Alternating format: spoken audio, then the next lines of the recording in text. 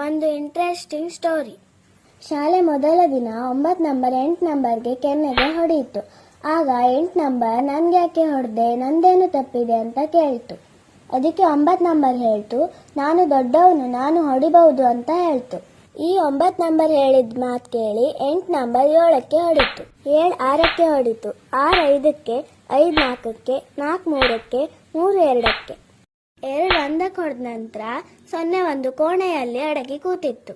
0 ಅಡಗಿಕೊಂಡಿರುವುದನ್ನು ನೋಡಿ 1 ನಂಬರ್ ಹೇಳುತ್ತೆ, ಭಯ ಪಡಬೇಡ, ನಾನು ನಿನಗೆ ಹೊಡೆಯಲ್ಲ ಅಂತ 0 ಪಕ್ಕದಲ್ಲಿ ಕೂರುತ್ತೆ. 0 ಪಕ್ಕ 1 ಕೂತ್ಕೊಂಡಾಗ 0 ಆಯಿತು 10. ಸೂಪರ್ ಅಲ್ವಾ? 0 1 ನಂಬರ್ಗೆ ಕೇಳುತ್ತೆ, ಎಲ್ಲರೂ ಅವರಿಗಿಂತ ಚಿಕ್ಕವರನ್ನ ಹೊಡಿತಿದ್ದಾರೆ, ನೀನು ನನ್ನ ಎಲ್ಲರಿಗಿಂತ ದೊಡ್ಡವರನ್ನಾಗಿ ಮಾಡಿದೆ, ಯಾಕೆ?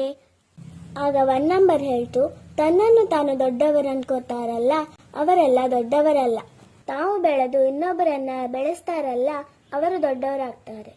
ಮನುಷ್ಯ ತನ್ನ ದುಡ್ಡು, ತಾಕತ್ತು, ವಯಸ್ಸಿನಲ್ಲಿ ದೊಡ್ಡವನಾಗುವುದಿಲ್ಲ.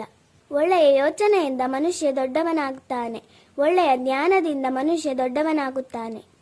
ಸ್ಟೋರಿ ಇಷ್ಟ ಆದರೆ ಲೈಕ್ ಮಾಡಿ, ಶೇರ್ ಮಾಡಿ.